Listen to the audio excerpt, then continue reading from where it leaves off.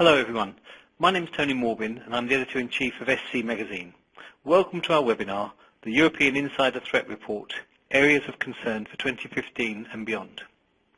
Information is the lifeblood of modern business and increasingly under attack from both traditional insiders motivated by financial gain and external hackers that compromise insider accounts for criminal purposes and nation-state goals.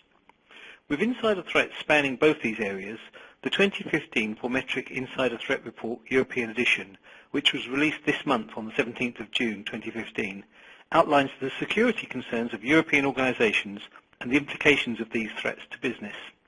Our speaker today is Sol Cates, the Chief Security Officer at Vormetric. As CSO, he's tasked with ensuring Vormetric's internal security profile remains robust while keeping his finger on the pulse of developments in technical and business decision-making processes for today's IT and IS organizations. Cates partners with teams throughout the company and industry to engage with both customers and partners. He also promotes industry understanding of data security best practices in today's complex cyber threat landscape. Today, Sol will discuss rates at which enterprises are encountering data breaches and failing security audits, industry and analyst views on where data most needs protecting and what defenses are most effective, the security controls most used to protect from privileged abuse, the most dangerous employees, which insiders pose the greatest risks, and then we'll have Q&As following Sol's presentation, so you're welcome to ask questions at any time via the interface. Welcome, Sol. We're pleased to have you with us. Brilliant. Thank you very much, Tony. It's a pleasure to be here to talk to the SC World Congress again.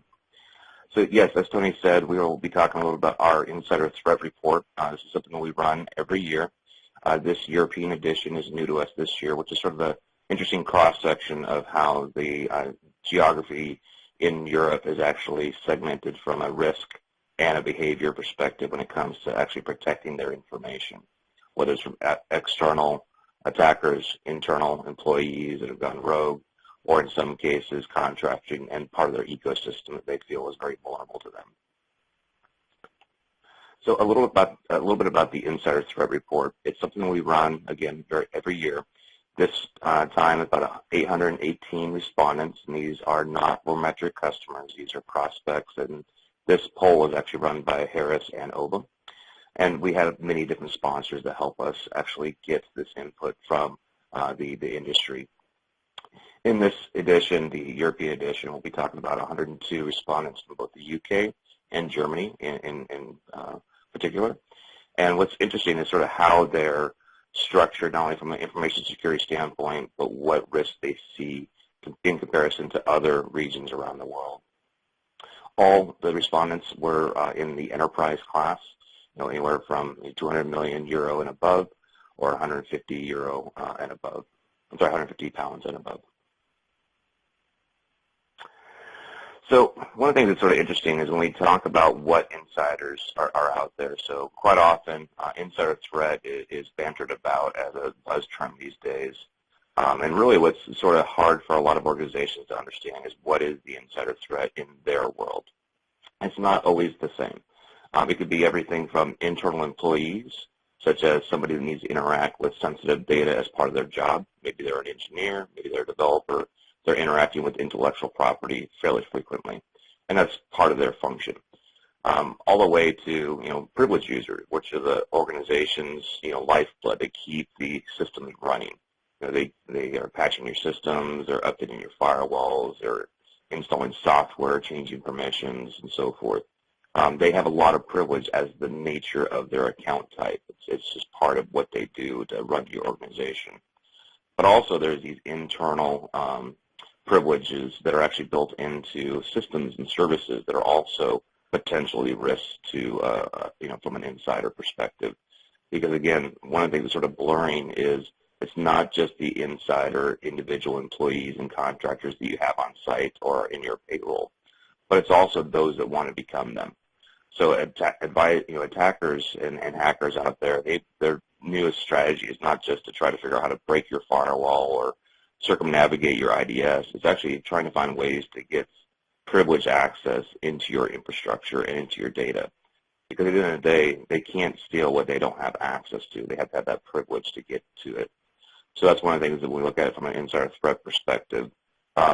Privileged users are one of the key insider threats that a lot of organizations are starting to focus around. But there's also many other different insiders that are part of your ecosystem, particularly with things like cloud, which a lot of organizations have adopted. You have service providers and cloud service providers that are out there providing you value back, but quite often they have access or control over some of either your data or your infrastructure or your application stack. So while they're giving you a lot of value, they potentially bring interesting risks to your organization. And sometimes they actually bring better security practices than some organizations already have, simply because of the fact of the multiplier effect of having multiple accounts or multiple enterprise class customers that demand more security. So in those multi-tenant environments, there are some actual benefits of going to cloud that we're seeing with a lot of organizations. But again, when you talk about an insider threat, you have to look at it holistically. It's not just employees, it's not just contractors, it's the culmination of all of the components in your ecosystem. So if we look at the UK and Germany enterprises in particular, failing to secure their data, is one of sort of the interesting things that we see across all geographies. But what we found interesting here is from those that actually encountered a data breach in the last 12 months or failed a compliance audit. As you can see, Germany is actually pretty low. The response was at least 22 was at the least amount, which is 22%. Whereas ASEAN and the U.S. and even in the U.K. were a little bit higher, that they either failed an audit in the last 12 months or they had a breach. But the other part I find interesting, sort of a counter to that, is Germany actually had the reasons that they're actually looking to protect their information, whether it's using techniques like encryption, masking, tokenization, and so forth. They are higher on the list from those that actually are changing their behavior because of a past data breach. So either they've gotten better at it or they're a little more conscious of it and actually putting controls in place to actually protect the data because of a past breach. That's sort of a sad state of affairs that a lot of organizations don't actually go down the path of protecting their information from both internal and external adversaries until after a breach. This is not something that's just isolated to Europe. It's pretty common across multiple organizations, mainly because it's a difficult task in some people's eyes to actually go down that path. It's easier to spend money on endpoint solutions and putting up bigger firewalls and bringing in things like IDS, IPS, and so forth, rather than actually identifying classifying the information that's valuable to the organization and putting in controls to actually protect it. So it's sort of not atypical. It's something that we've seen over the last couple of years with other organizations as well. So another question that we asked all the respondents is, what level of vulnerability do you feel that you have to an insider threat? 91% of those that responded from the UK said that they were, at least somewhat or very extremely vulnerable to an insider threat. If you actually look at Germany, again, very low. 16% of the respondents said that they felt very or extremely vulnerable to an insider threat.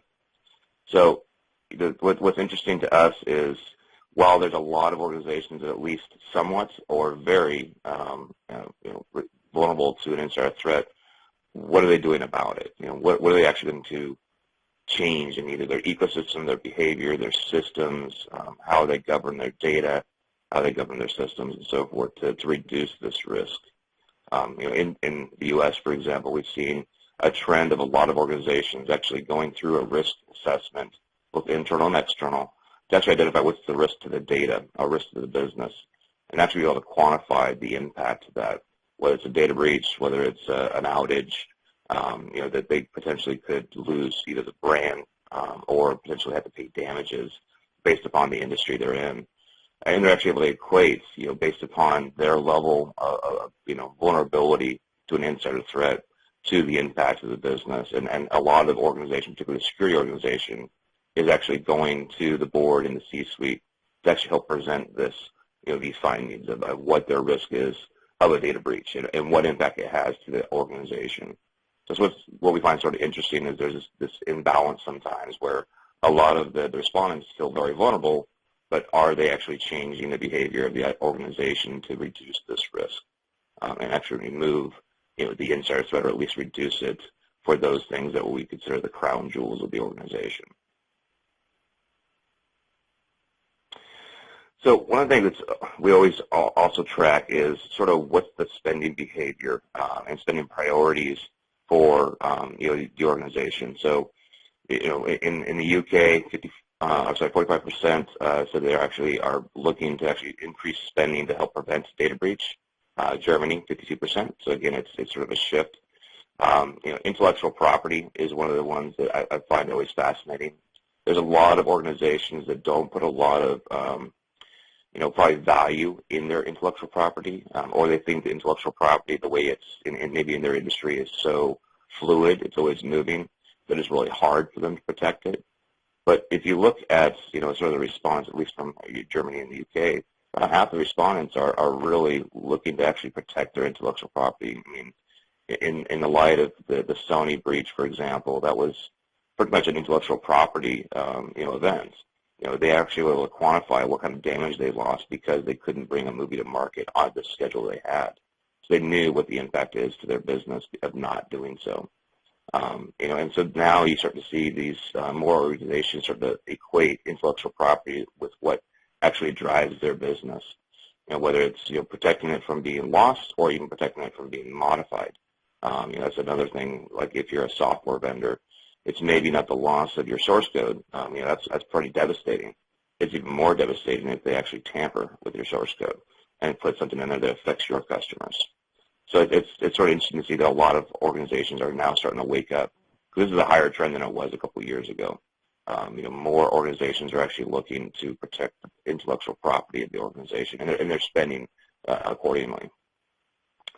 And I think it's sort of interesting that protecting of the finance and other assets is lower, and it could be that it's not so much that they find that less valuable, but they've probably been doing quite a bit of those things in the past. A lot of organizations, particularly in the U.S. and UK and Germany, where you have very large banking organizations, they're heavily regulated. So finance and other assets, they've probably done a pretty good job of locking those down. Physical security is something that most organizations are pretty solid on.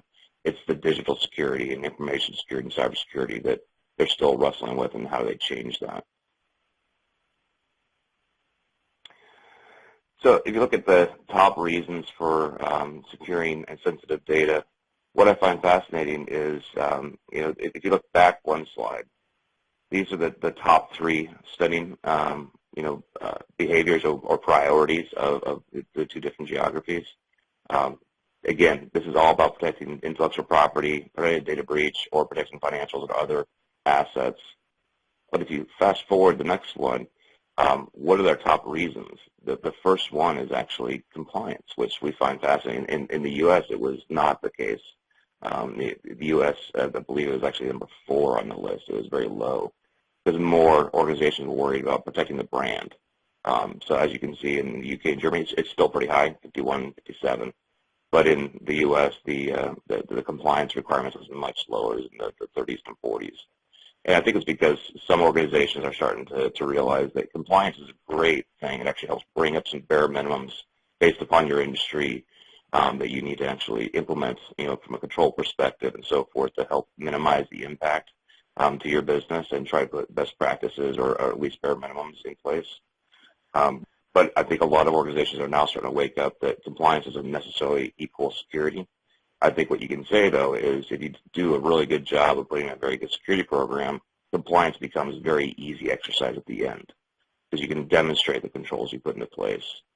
So it's interesting to see that, again, compliance requirements are top of the list for Europe. But, right behind it is protection of the brands, putting in requirements, or meeting the requirements of their customers and partners.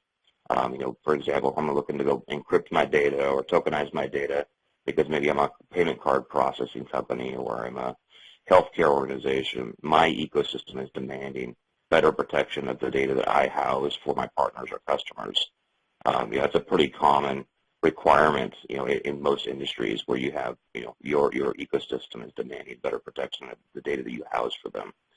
Again, 51% in Germany, 37% these are the reasons for securing data that they're getting from their ecosystem. And it's sort of interesting to see that there is a disparity there. I mean, it's a significant enough percentage difference that's a lower priority in the UK, or at least it's a lower driver in the UK than not enough demand to protect their data. And, I think what's interesting is, again, Germany, 21% is the sort of the reason for doing it is implementing best practices.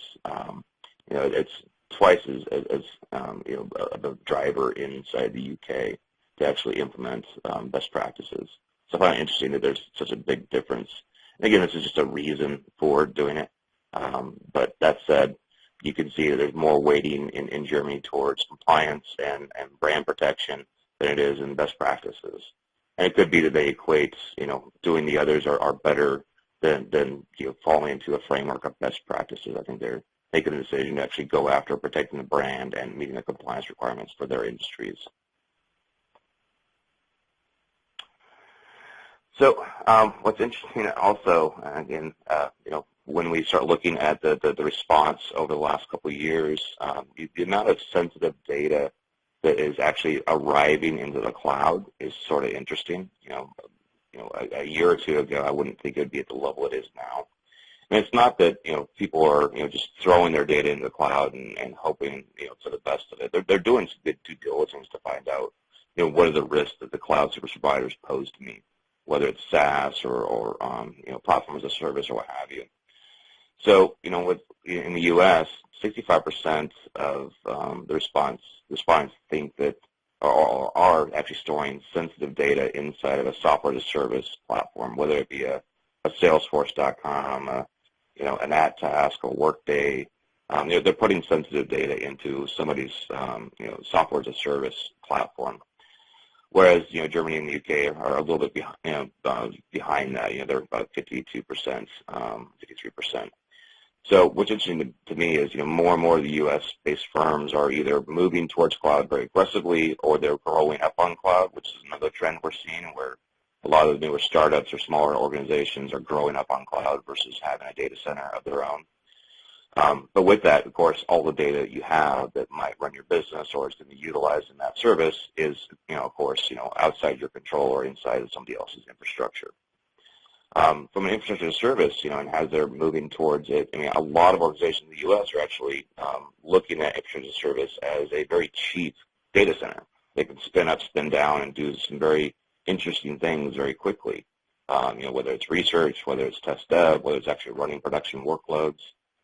They have a lot of different flexibility in infrastructure as a service.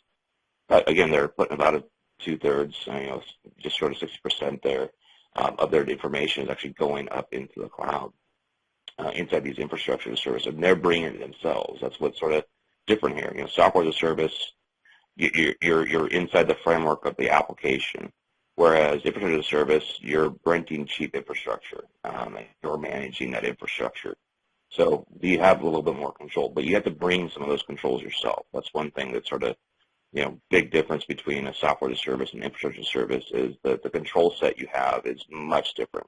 Infrastructure as a service really looks like VMs, and you have to actually protect them accordingly. And again, I think it's also interesting, maybe there's just not a big of adoption of cloud in general in Germany. It's a little bit lower. Or it could be that they're just using it for test dev and they're not bringing sensitive data up into the cloud. And platform as a service is, again, another interesting, dynamic. It's not as big as a platform as the other two. Infrastructure as a service and software as a service by far are highly, much more used, at least within the U.S.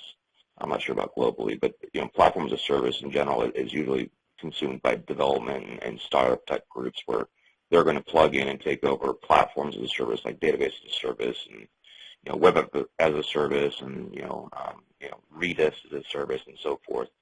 They're going to take those tools and actually build an application or an operation out of that. And again, that infrastructure is usually something you don't own. The data going in and out of those services is not something you own. But there's more usage in Germany than than the UK. And almost as much as the U.S., which is sort of interesting to me. Not only the usage, but where they're actually generating or producing or storing sensitive data in those repositories. It's very interesting to us.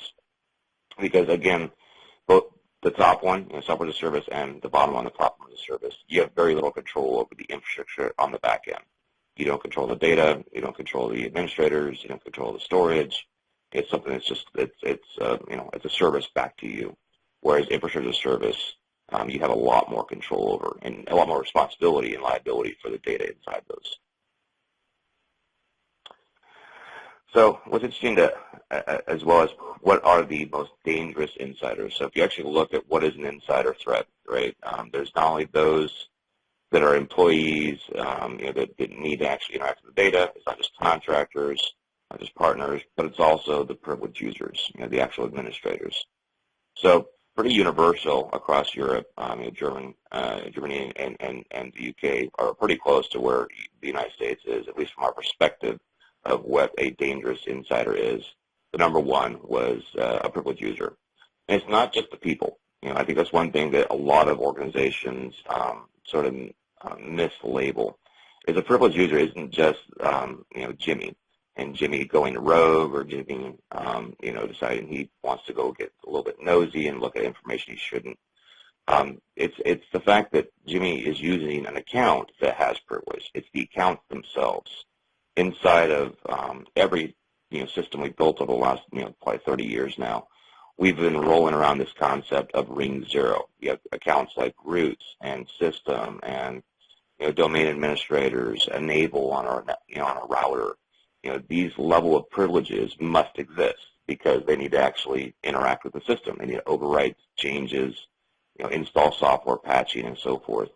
But with that comes all access to data. So it's not just the individuals, it's the account types that they actually have access to and the amount of impact they have to you. Because it's not just them going rogue, it's also them getting compromised. If you look at the Anthem event that happened here in the United States, it was a fairly large healthcare organization that was breached. It was 5 IT administrators that had been compromised. All 5 were targeted. All 5 were compromised. And it was one of the 5 compromised individuals actually identified the breach because his account was logged into systems he normally doesn't. It's things like that. It's a privileged user that was actually abused. And it wasn't because, the IT administrator was it went rogue. His account got compromised. He was socially engineered out of it, or he clicked on, he got phished. They found some way to actually get his level of privilege. Because once you have that, you have access to everything that privileged account type has, which includes information. It could be data. It could be the ability for them to actually spread themselves throughout your organization, malware and command and control and so forth. But they need that level of privilege to do so. So I find it very encouraging that all response across the globe are really starting to lean more towards the privileged user being the number one most impactful from a data breach perspective, because again, the level of privilege they have. It's not a mistrust of the users, it's real and the individuals. It's really the understanding that there is a lot of risk with those account types, and what can you do to actually help minimize that impact? And there are ways to do so. But also with that, you have a lot of partners that have internal access. So a lot of organizations use contractors. They bring them in-house and they give them levels of privileges or access to information to actually give them service. But with that, of course, they might have some potential risk. There's been some stories in the past, where a contractor has actually caused a lot of damage both to government and industry. By the fact that they actually can access information because of the nature of the beast. And usually they're not as well background checked as you might do with your own employees. The contractor that you might be using, they might have great background check services. They might have great pedigree and so forth, but you didn't do it, so you don't have that level of confidence in some cases. I've seen this many times where things fall through the crack, through systems and services and onboarding, where you get a risky partner potentially. And again, there is such thing as industrial espionage, right, and corporate espionage. It is actually growing. I look at organizations like Mandiant and FireEye now, where they're seeing also a very big trend in industrial espionage and state-sponsored espionage, digital. So it really behooves a lot of organizations not to focus on the insider, not just your privileged users, but the partners and contractors and service providers that you might use. Because again, Snowden was a contractor. It was, he fell through the cracks, and from a logistics and so forth perspective, he fell through the cracks. There was risk associated with him, but it wasn't caught. Because again, contractors at the end of the day, they might be bringing you a very valuable service, but they also might bring a lot of risk. The fact that Snowden could see that much information is sort of alarming. He was a contractor, not a government employee at the time. Organizations are addressing the threat, from how are they actually wrestling with it, and what are they actually doing to actually prevent these these events from happening. Really, spend is always usually a good indicator of what's going to happen. We saw this in the States over the last couple of years, where there's a shift in spend towards actually giving not only security in general more budget, whether it's stealing from IT or what have you, but they're getting more budget. But what are they spending it on, and where are they wanting to spend this money? I mean, there's a lot of shift happening inside of IT in general. A lot more organizations are trying to take advantage of OpEx versus CapEx, right? And as you move towards operational expenditures, it actually becomes cheaper on your annual budget for some organizations based upon how they're embracing IT, whether it's cloud, whether it's you're renting equipment, leasing equipment, and so forth. They're shifting their spend so it's more predictable, but also a lower annual run rate. But that said, inside security, we're actually seeing not only an increase in capital expenditure, but operational expenditures. So more and more organizations are actually looking to find more services that they can add on to their security strategy to actually help protect their information, whether it's assets in the field, whether it's stuff they're putting up in the cloud, whether it's trying to wrestle with the network security. They're looking for ways to actually shift towards an OpEx, but also increase their overall budget or take advantage of that shift in spend so they can actually go and get better tools and controls that actually were built to protect the data. This is one thing I talk about quite a bit. There's a lot of network security and network breaches, and we are all worried about data breaches, but are we actually implementing data security and data protection strategies and controls? That's one thing I find interesting, because I know a lot of organizations that daily have network breaches, right? If a piece of malware gets an endpoint, they classify that as a network breach because it's now touched by a network. But does that mean it's a data breach? No. Really what you're trying to do is help prevent a data breach, and it's really hard for organizations to actually identify, have they been breached? I mean, you look at the median time of breach total notification to the actual victim. It's ranged from a year to a couple months, depending on the industry they're in or what have you. But it takes a long time for them to identify a data breach, because you have to be looking at the data to do so. You have to be actually inventorying the data. You have to be protecting the data. You have to make sure you're actually controlling who has access to the data. Not knowing that your data has been breached is sort of painful as an organization, because unless you actually put in the rigor and the controls around the information, you're going to be struggling to identify, have you been breached already? Those are fairly common. I think we're all pretty good at finding them and smashing them down with our technologies, our strategies, our people and process. But that said, we really need to make sure we're also focusing on the data itself. And I think we're starting to see a spending shift, towards increasing the spend towards protecting the data from an insider threat, which again, the insider and the outsider are really blurring, because the outsider wants to become the insider. That's the best way for them to steal your information. And again, I think the board is open to this. At least we're seeing this across a lot of regions. I mean, there's actually regions, Latin America, for example, has now started to catch on fire for as an industry that wants to protect their intellectual property and customer data, because the board and the C-suite are actually very, very, very concerned about not being the next one in the paper. They do not want to have a data breach. So again, they're actually able to make it their top priority from a spending perspective. I think the one thing that's challenging, though, for a lot of organizations is, in general, it's really hard to find good security talent. It's not. There's a big, deficit in security practitioners and security professionals across the world, and I think that's where a lot of organizations are still going to struggle, because they don't have that expertise of how do I actually go out and prevent, a data breach? How do I protect my data?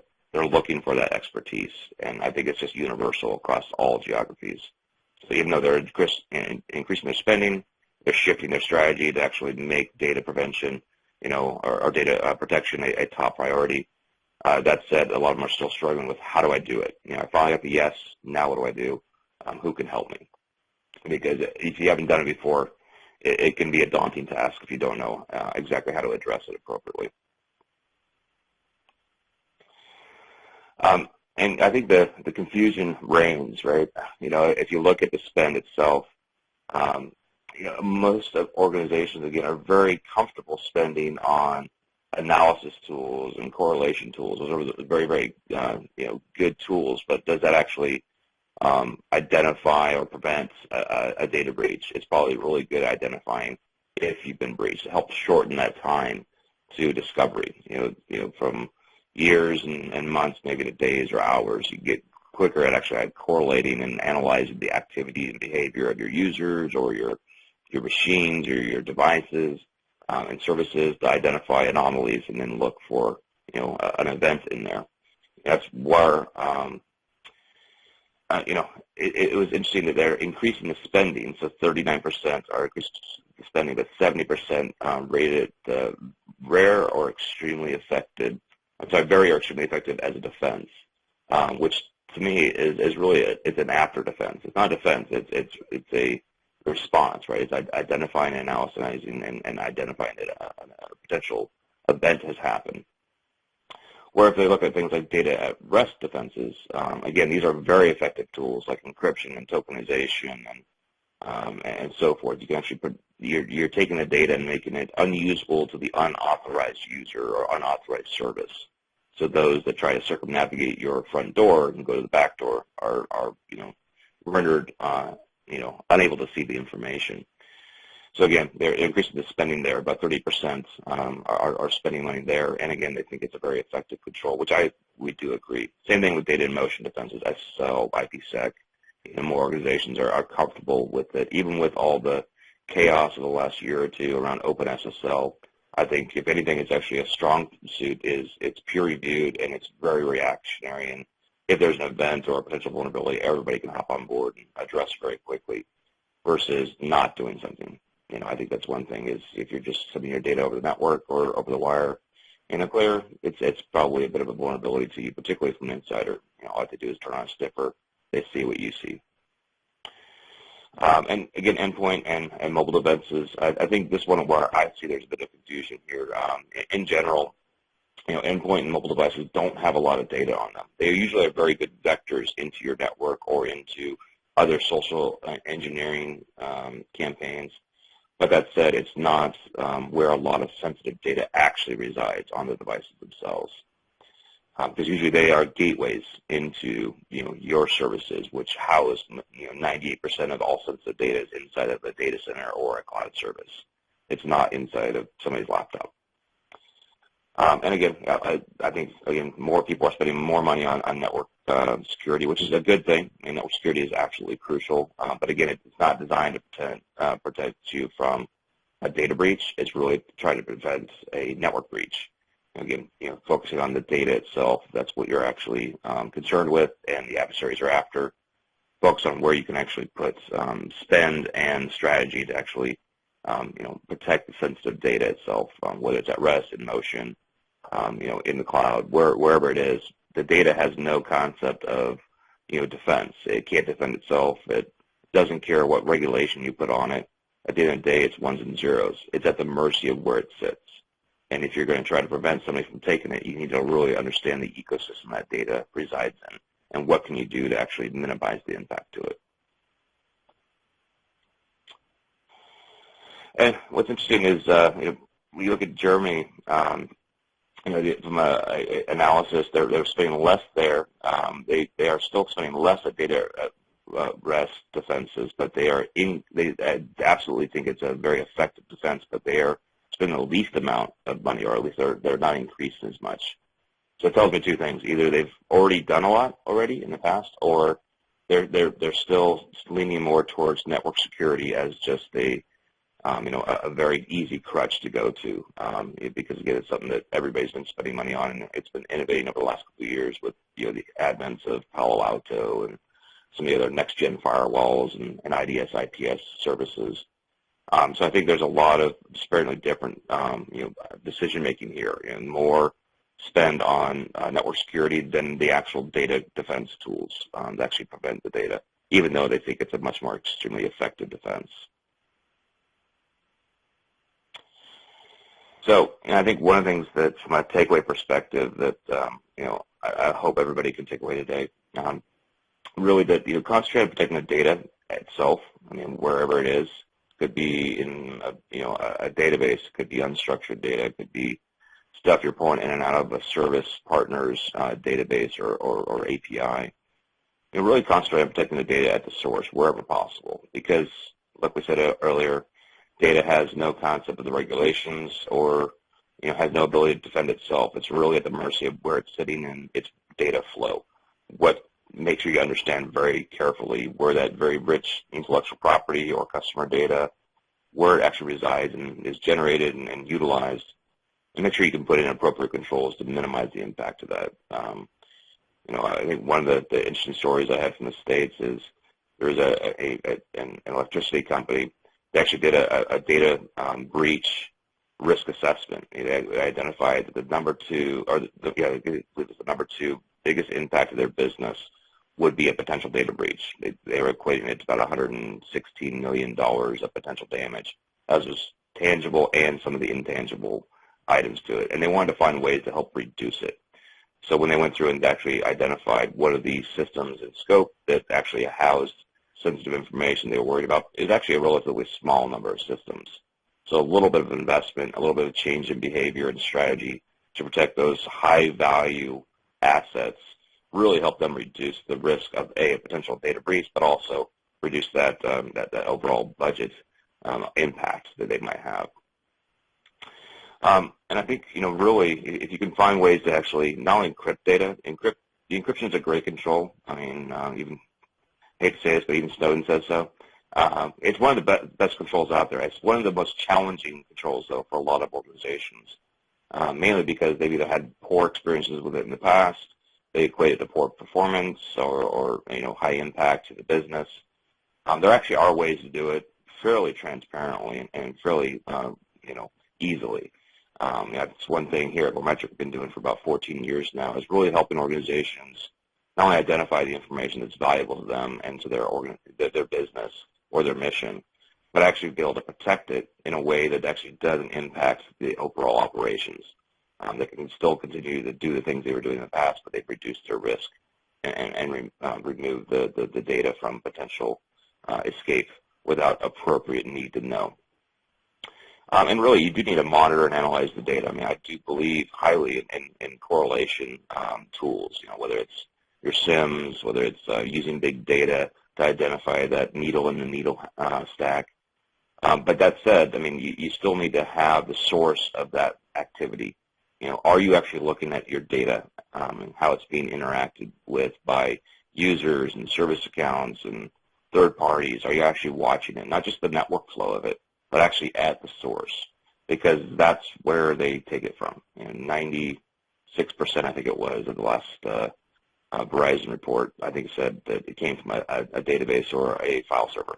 So are you looking there for potentially misbehavior of an administrator, of a privileged account, a rogue process? Are you looking there? Because that's where the event actually takes place. It's that last mile. Are you there? And then really replace endpoint solutions with data security platforms. I think a lot of people have had point solutions for years. I think one thing that's sort of interesting for us is, in the last couple of years, we've seen a shift towards people want to protect more information across the enterprise, but they want to do it in such a way it's a service back to the organization, encryption or security as a service, so they can actually have options to support reducing the risk of an insider threat to their individual business units or partners or what have you. And really, one of the challenges is, a lot of people have cobbled together every point solution that's out there, whether it's HSMs or, they're using a tokenization service here, they might be using an access control tool here, trying to actually consolidate that, because it's not just the amount of spend on tools, it's really the expertise, subject matter expertise that you have to maintain over time. Because again, security practitioners in general, there's not a surplus of them. So actually trying to keep and retaining and that level of expertise over time is very difficult for organizations. So platforms can always help with that because it's less to maintain. And really, I think the one of the things that my CEO Alan always talks about is really the stakes have changed, right? I mean, the need to protect the data is not just something down inside the bowels of security inside the organization. It's at the C-suite. It's in the boardroom. There's a definite demand for what are we doing about this. I mean, I can't tell you how many calls we've gotten over the last year or so where it's from the board, and they're actually looking for potential solutions for their organization because they are concerned. They actually are looking at it more from a business risk perspective, not a data risk, not a how much do we have to pay in credit monitoring services or what have you. It's really what's the risk to the brand because one of the things that I've been coaching a lot of CISOs out there, and this is something that I do, is you should be able to, as the security professional organization, come in right after the revenue-generating organization, whether it's sales or research or what have you, and be able to actually tell the board this is the potential risk of us not meeting our objectives. We will not be able to answer to the street what our estimates were. We were unable to achieve our revenues because we had a data breach. It distracted us. It caused us to actually, have to change our behavior, or we had to bring in a cleanup crew and get unbreached and actually pay all the damages, either legally or through credit monitoring services or class action lawsuits now here in the States. Be able to actually have that conversation with the board. It's not just the tech stuff. It's actually understanding the impact of the business, and they're open to it. So, again, the C-suite and the board really wants to do right, but they need to know how. And I think one of the things that's challenging for a lot of security organizations is they come in with the technology, which is not as helpful to them as actually grounding into the impact of the business. That's something that every organization can get better at, I think, because it actually helps to change the behavior over time. We think security first, and the board is open to it. You can get a lot more done, much quicker, actually. So with that said, I'll sort of turn it back over to Tony. A little bit about Vormetric before that. We've been in business for about 14 years, as I said. This slide's actually a little bit dated, about a little over 1,700 customers worldwide. Majority of those are enterprises. We're probably one of the best kept secrets out there. We work with a lot of B2B type organizations where they have a lot of data, whether it's going to be credit card information, intellectual property, state secrets. At the end of the day, they need to protect their information from everybody, including the external adversaries, but also the internal adversaries. There are those that go rogue or those that pose risk. This actually, we've actually been in the business of solving this problem for about 14 years, and it's sort of interesting. In the last couple of years, it's really the market has started to really wake up to the need to protect their intellectual property or customer data or governance data in a better way, and make sure that they don't become that next breach. And this is something that we help our organizations with. So with that, Tony, I'll pass it off to you for the Q&A. That's great. Thank you very much, Sol, for a really interesting presentation there. Really interesting to see sort of different perspectives from the US, Germany, and UK. We can now take a few questions from our audience. First one up, we've got a question. Only 44% of UK and 27% of German respondents actually acknowledged that they'd encountered a data breach. How accurately do you think this represents the reality?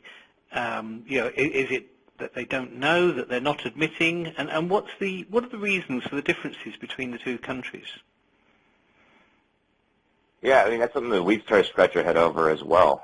Really I try to identify, because again, when you go through a survey, you don't get to ask the intimate question face to face. I think just from watching the trends and just conversations and inside halls with some of these other organizations that are in those geographies, I think it's a little bit of they not wanting to admit, that they failed the breach, that disparaging there's, between the two countries, and the U.S. as well. We've actually seen a fairly large portion of that response actually be towards it's the failure of the audit, not necessarily the data breach. But that said, if you look at that other statistic, Germany actually was the biggest respondent saying the reason they are protecting data is because of a past breach. So it could be that they don't fail audits. Maybe they're very good at that, and that 22% is more aligned towards these are the data breach responders. Whereas maybe in other organizations, they have not, or other geographies, they are failing audits more frequently. So it could be that that is sort of their behavior. So that's sort of where at least the way I take a look at it is I think it's a difference in how the question is being perceived or how that geography is actually dealing with regulations. I found that Germany has always been fairly efficient at being compliant with the regulations and audits that they must do so. I think that 22% response is probably leaning more towards data breach.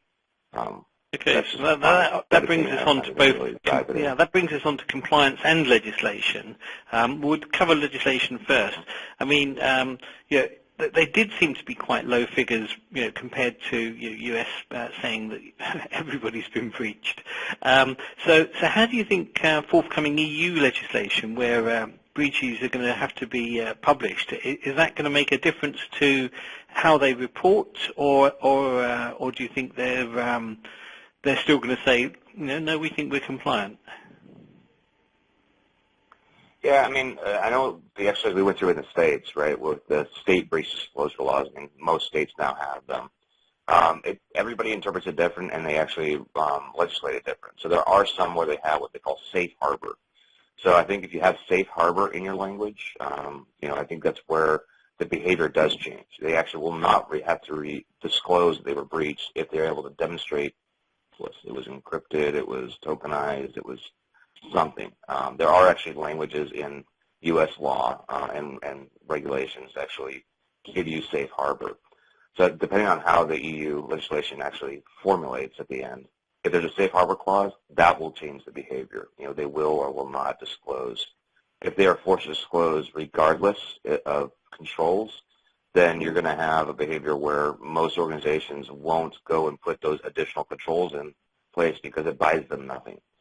Right? They don't get safe harbor. They don't have to, they do have to always disclose regardless if they actually protected the data or not.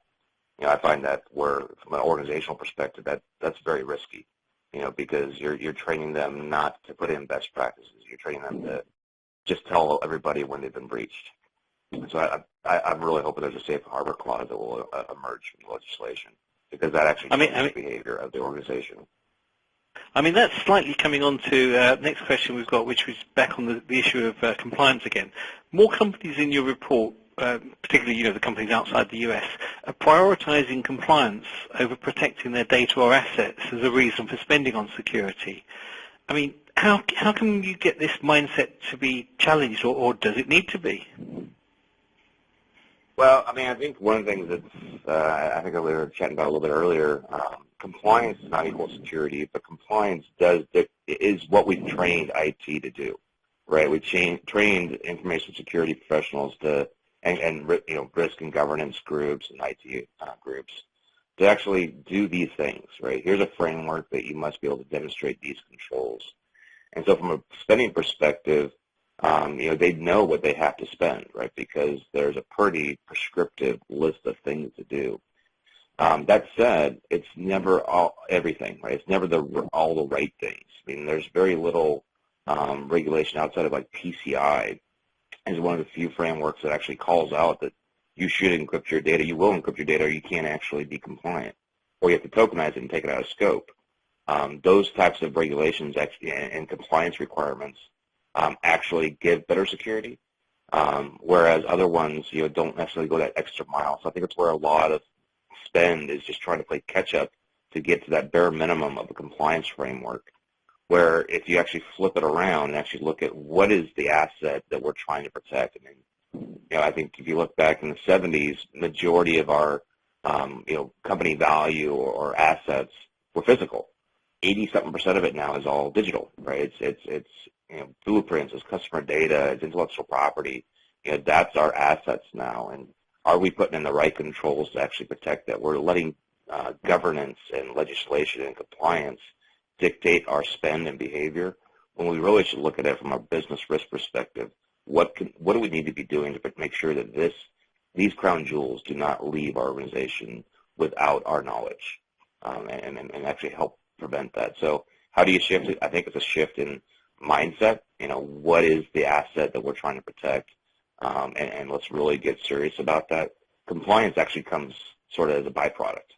There's a couple different speakers out there that really are pushing this same theme, and I'm on board with it as well. If you're doing really, really good security, you're going to have compliance as sort of an after checkbox. Yes, we have these controls, and we can demonstrate that very well because we've actually institutionalized security into our organization. So I guess really we're saying that, because the US is that much more mature of a market in this area, they've gone beyond compliance, and now compliance is easy because they are, genuinely securing the data. Well, to a greater extent. Yeah, it's sort of a byproduct. It's sort of a byproduct of it. I think one thing that, I've always found fascinating is, data has no concept of the regulation you put on it. An Excel spreadsheet that has PCI data or healthcare data, it's the same type of data, right? It lives in the same types of systems.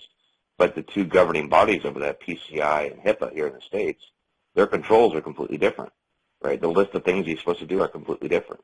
So what's so unique about that Excel spreadsheet in one case versus the other? It's simply because the industry it's in. It has nothing to do with the actual data or the infrastructure it's in. So another interesting area there. Sorry.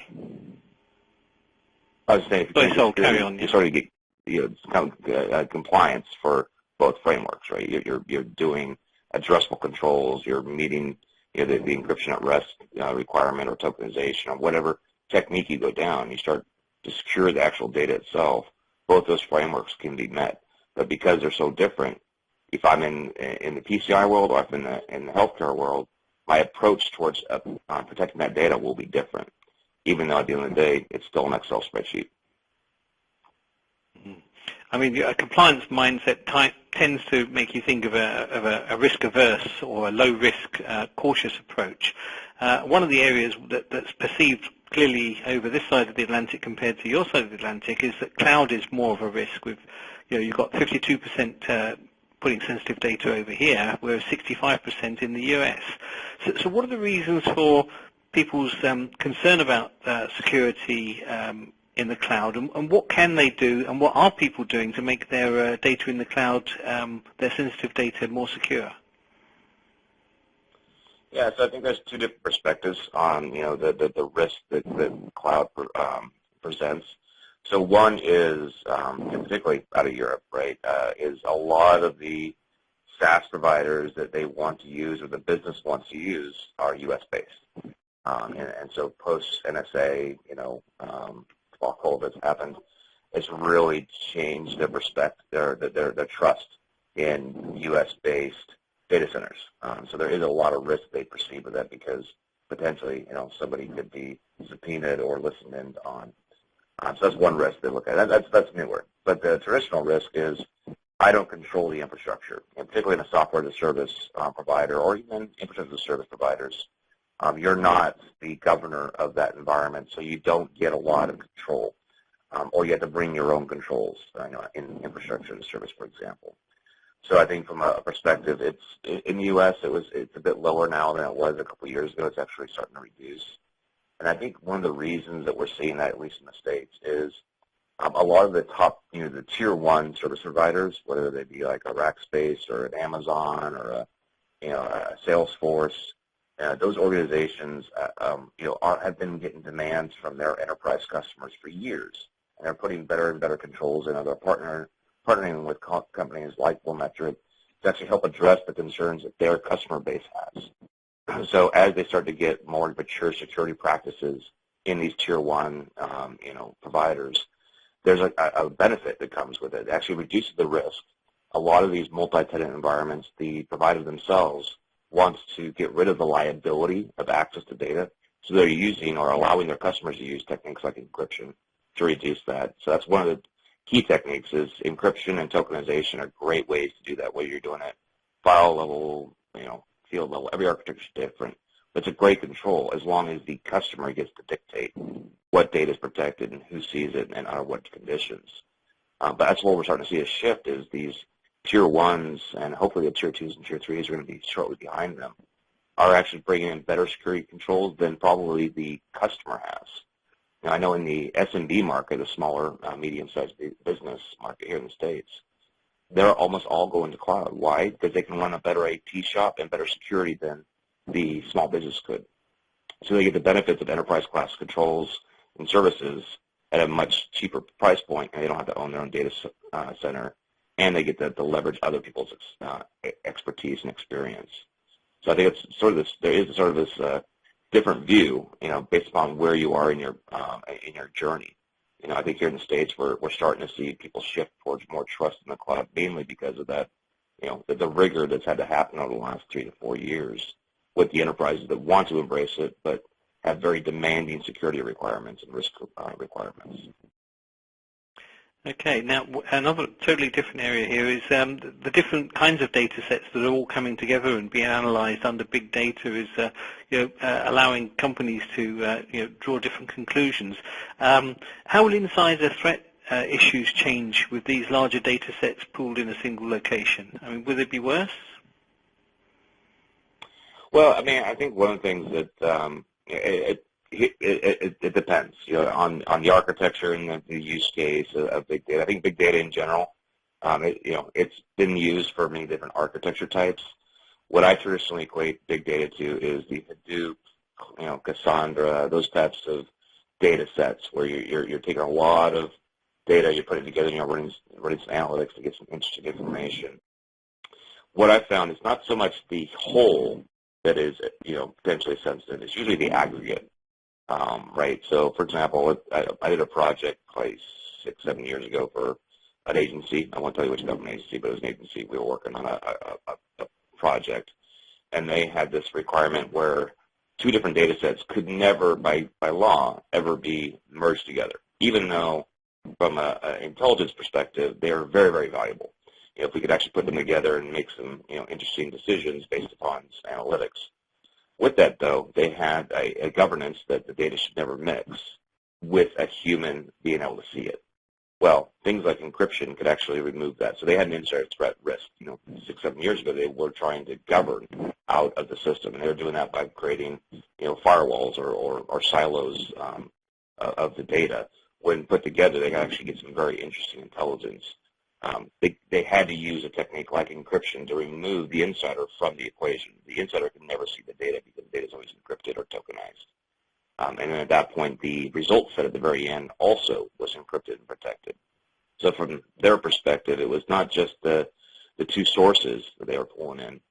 It was also, while it's actually being analyzed, it's a vulnerability to an insider potentially. But the most valuable piece was that very end piece, the actual result set. Because that's the because if their rules were there, the rules would be, exactly. If it was rules-based, then somebody who breaks the rules coming in from outside isn't going to worry about the rules. It's whether or not they mechanically can do it. Exactly. Yeah, I mean, you can put all the governance and legislation you want on it, until you actually put real controls on there that remove the risk. You're just doing paperwork. We're probably going to have to be the last question now. You show that there's still more being spent on endpoint defenses rather than monitoring and analysis of access.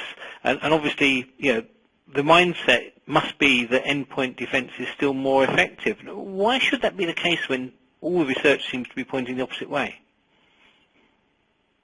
Yeah, I mean, I think it's trained behavior. I mean, I think as industries, we end up training, our constituents the way that they should be, doing things. So compliance, for example, most compliance frameworks, whether it's, PCI or what have you, they have a lot of language that's all around the endpoint. And most of the vendors out there are selling endpoint type security or network security or what have you. That's what it came up with in the past when we were all client-based, They're storing a lot of data. And they're stuck in old ways. I'm really sorry, Sol. I'm going to have to really cut in now because we've just run out of time. But I think we've got the general idea. Is they're fixed into old styles of thinking. That is going to have to be it for this session. Thanks to Sol Cates for sharing his insight and expertise today, and thanks to all of you for joining in. This webcast will be available on demand beginning tomorrow on the SC Magazine UK website, scmagazineuk.com, under the Events tab. Thanks.